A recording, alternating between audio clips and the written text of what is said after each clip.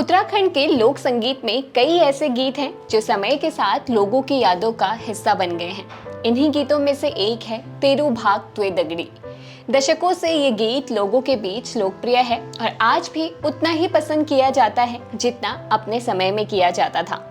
कभी कैसेट पर, कभी रेडियो पर, तो कभी लोगों की जुबान पर। ये गीत हर दौर में लोगों के दिलों के करीब रहा है। इस गीत को सुनने वाले ज्यादातर लोग इसे एक खूबसूरत प्रेम गीत के रूप में जानते हैं, जिसके बोल और धुन दोनों ही बहुत ही मधुर हैं। लेकिन इस गीत के साथ एक ऐसी कहानी भी जुड़ी हुई है जिसके बारे में शायद बहुत कम लोग ही जानते हैं। जी हाँ, इस गीत के पीछे नरेंद्र सिंह नेगी जी का एक ऐसा निजी भावुक अनुभव जुड़ा है जिसने उन्हें अंदर तक प्रभावित किया था। एक ऐसा पल जिसे उन्होंने अपनी भावनाओं के जरिए इस गीत में पिरो दिया।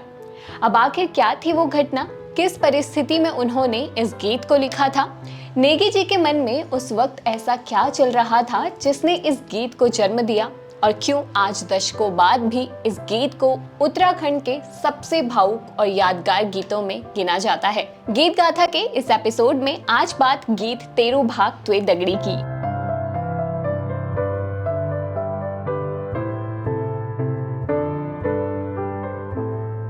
नरेंद्र सिंह नेगी जी का नाम आज उत्तराखंड के लोक संगीत की पहचान बन चुका है।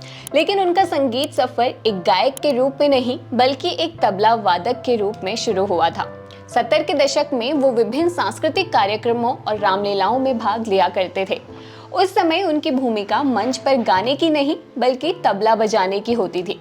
साल 1976 में एक कला दल के साथ वो एक कार्यक्रम के लिए लखनऊ पहुंचे।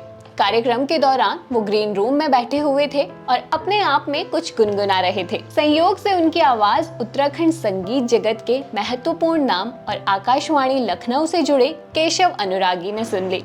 उन्होंने नेगी जी से कहा, तुम तो बहुत अच्छा गाते हो, आकाशवाणी के लिए क्यों नहीं गाते? नेगी जी ने सहजता से जवाब दिया कि उन्हें इस प्रक्रिया के बारे में कोई जानकारी नहीं है। इसके बाद केशव अनुरागी ने उन्हें आकाशवाणी का आवेदन पत्र दिया। जल्दी उन्होंने आकाशवाणी के लिए गाना भी शुरू कर दिया। यही वो मोड़ था जिसने तबला वादक नरेंद्र जी को गायक नरेंद्र सिंह नेगी में बदल दिया। उसके बाद आने वाले सालों में उन्होंने कई ऐसे गीत रचे जिन्होंने उत्तराखंड के समाज, संस्कृति और लोक जीवन को नई पहचान दी। नरेंद्र सिंह नेगी जी के गीतों की सबसे बड़ी ताकत हमेशा से उनकी सादगी रही है। उन्होंने कभी पहाड़ की जिंदगी को सजाकर या बढ़ा चढ़ाकर प्रस्तुत करने की कोशिश नहीं की, बल्कि उनके गीतों में वही लोग दिखाई देते हैं जो गाँवों में रहते हैं, वही संघर्ष दिखाई देते हैं जो आम लोग झेलते हैं, और वही भावनाएं सुनाई देती हैं जो हर परिवार में मौजूद होती हैं। यही कारण है कि उनके गीत सुनते समय लोगों को लगता है जैसे कोई उनकी अपनी कहानी सुना रहा हो। उनके गीतों में प्रेम है, व्यंग्य है, सामाजिक सरोकार है, पलायन की पीड़ा है, रिश्तों की गर्माहट है और पहाड़ की मिट्टी की खुशबू भी है। और उनके इन्हीं गीतों में से एक है तेरू भाग त्वे दगड़ी। ये गीत उनके निजी जीवन से जुड़ा एक भावुक अनुभव है जिसे उन्होंने गीत का रूप दिया। अब क्या है ये पूरा किस्सा, आइए जानते हैं। साल 1997 में तेरू भाग त्वे दगड़ी गीत ने जन्म लिया था। उस समय नरेंद्र सिंह नेगी अपनी सरकारी नौकरी के सिलसिले में उत्तरकाशी में तैनात थे। उनकी नौकरी ऐसी थी जिसमें तबादले होते रहते थे। परिवार की सुरक्षा और बच्चों की पढ़ाई को देखते हुए अक्सर उनका परिवार एक जगह रहता था, जबकि वो अपनी पोस्टिंग वाली जगह पर अकेले रहते थे। इसी दौरान एक दिन उन्हें अचानक एक ऐसी खबर मिली जिसने उन्हें अंदर तक बेचैन कर दिया। उन्हें बताया गया कि उनकी पत्नी की तबीयत गंभीर रूप से खराब हो गई है और उन्हें अस्पताल में भर्ती करवाया गया है। डॉक्टरों का कहना था कि ऑपरेशन करना पड़ेगा। ये खबर सुनते ही उनके मन में अचानक सवाल उठने लगे। पत्नी अस्पताल में थी और वो सैकड़ों किलोमीटर दूर उत्तरकाशी में। ऐसी स्थिति में खुद को संभालना उनके लिए आसान नहीं था। आज के समय में शायद ये समझना मुश्किल है कि उस दौर में किसी अपने की बीमारी की खबर सुनना कितना कठिन अनुभव होता था। आज मोबाइल फोन है, वीडियो कॉल्स हैं और पल पल की जानकारी मिल जाती है, लेकिन उस समय संचार के साधन सीमित थे।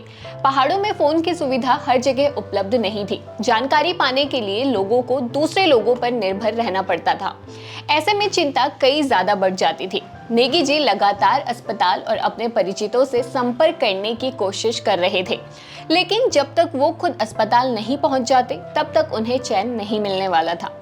उसके बाद उन्होंने उसी रात अस्पताल के लिए निकलने का फैसला कर लिया। अस्पताल के लिए निकले इस सफर के दौरान नेगी जी के मन में कई तरह के विचार चल रहे थे। वो बार बार अपने परिचितों से पत्नी की तबीयत के बारे में जानकारी लेते रहते थे।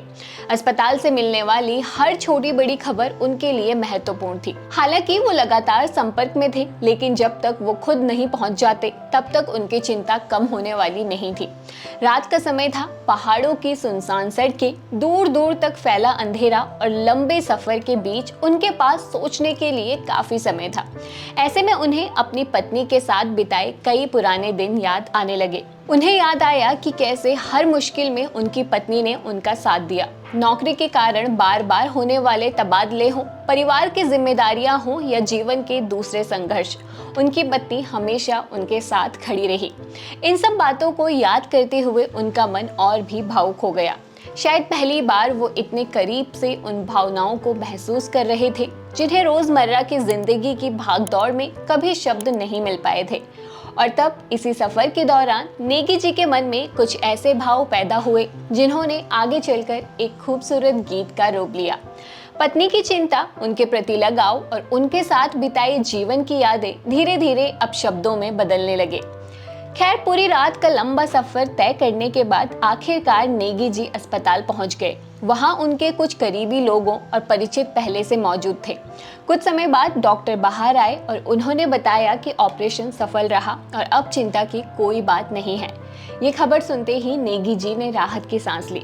रात भर उनके मन में जो चिंता और बेचैनी थी वो अब खत्म हो चुकी थी। उनके जीवन की इसी घटना और उस रात के अनुभवों ने आगे चलकर तेरू भाग तुए दगड़ी जैसे गीत को जन्म दिया। यही वजह है कि ये गीत केवल प्रेम की बात नहीं करता, बल्कि एक ऐसे रिश्ते की कहानी भी कहता है जिसमें भरोसा, साथ, एक दूसरे के लिए चिंता भी शामिल है। अगर इस गीत को ध्यान से सुना जाए तो इसमें सिर्फ प्रेम का इजहार नहीं है, इसमें एक जीवन साथी के प्रति अपनापन और वो जुड़ाव महसूस होता है जो लंबे समय तक साथ रहने और जीवन की कठिनाइयों को मिलकर पार करने से बनता है। शायद यही वजह है कि ये गीत लोगों को इतना अपना लगता है। समय के साथ बहुत कुछ बदल गया, उत्तराखंड भी बदला, लोगों की जीवन शैली भी बदली और संगीत सुनने के तरीके भी बदल गए। पहाड़ के हजारों परिवारों ने सालों तक ऐसी ही परिस्थितियों का सामना किया है। कई लोग नौकरी के कारण घर से दूर रहे, कई परिवारों ने दूरियों के बीच रिश्तों को संभाला, कई लोगों ने जीवन की कठिनाइयों में अपने जीवन साथी का महत्व महसूस किया। शायद इसी वजह से इस गीत की भावनाएं लोगों को अपनी लगती हैं। जब कोई इसे सुनता है तो उसे केवल नेगी जी की कहानी नहीं सुनाई देती, बल्कि अपने जीवन की झलक भी दिखाई देती है। जब ये गीत लोकप्रिय हुआ था तब संगीत सुनने का सबसे बड़ा माध्यम ऑडियो कैसेट हुआ करती थी। लोग दुकानों से कैसेट खरीदते थे, टेप रिकॉर्डर पर गीत सुनते थे और उन्हें बार बार चलाते थे। फिर समय बदला, सीडी आई, MP3 आया, इंटरनेट आया और आज मोबाइल फोन के जरिए दुनिया भर का संगीत कुछ ही सेकंडों में उपलब्ध हो जाता है। लेकिन इतने बदलावों के बावजूद इस गीत की लोकप्रियता कम नहीं हुई।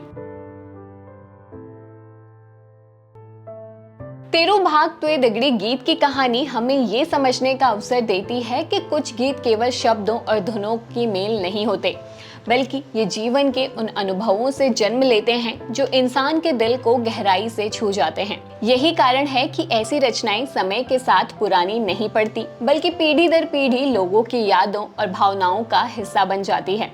नरेंद्र सिंह नेगी जी के लिए ये गीत शायद उस रात की याद था जब वो अपनी पत्नी की चिंता में एक लंबा और बेचैन कर देने वाला सफर तय कर रहे थे। उस सफर में उनके मन में जो भावनाएं उमड़ी, चिंता, अपनापन, प्रेम, साथ और सालों की साझी जिंदगी की यादें, वही आगे चलकर इस गीत के रूप में सामने आई। ये केवल प्रेम का गीत नहीं है, बल्कि एक ऐसे रिश्ते का गीत है जो समय, संघर्ष और दूरियों की परीक्षा से गुजर चुका है। समय के साथ बहुत कुछ बदल गया, कैसेट का दौर खत्म हो गया, रेडियो की जगह डिजिटल प्लेटफॉर्म्स ने ले ली और संगीत सुनने के तरीके भी पूरी तरह बदल गए। लेकिन इन सब बदलावों के बावजूद ये गीत आज भी लोगों के दिलों में उसी तरह बसा हुआ है। जब भी ये गीत बजता है, पुरानी पीढ़ी अपनी यादों में खो जाती है और नई पीढ़ी इसकी मधुरता और भावनाओं से जुड़ जाती है। लोकगीतों की सबसे बड़ी पहचान यही होती है कि वो अपने समय तक सीमित नहीं रहते, बल्कि आने वाली पीढ़ियों तक भी अपनी जगह बनाए रखते हैं। और ये गीत भी उन्हीं में से एक है जिसने दशकों का सफर तय करने के बाद भी अपनी लोकप्रियता को बरकरार रखा है। नेगी जी के जीवन से जुड़े और भी कई किस्से हैं जिन्हें जानने के लिए आप हमारा ये पॉडकास्ट देख सकते हैं। इसमें आप खुद नेगी जी से उनके जीवन के बारे में जान सकते हैं। और ये वीडियो आपको कैसा लगा हमें कमेंट करके जरूर बताएं। वीडियो अच्छा लगा हो तो इसे लाइक और शेयर करें और घुघुती को सब्सक्राइब करना ना भूलें। धन्यवाद।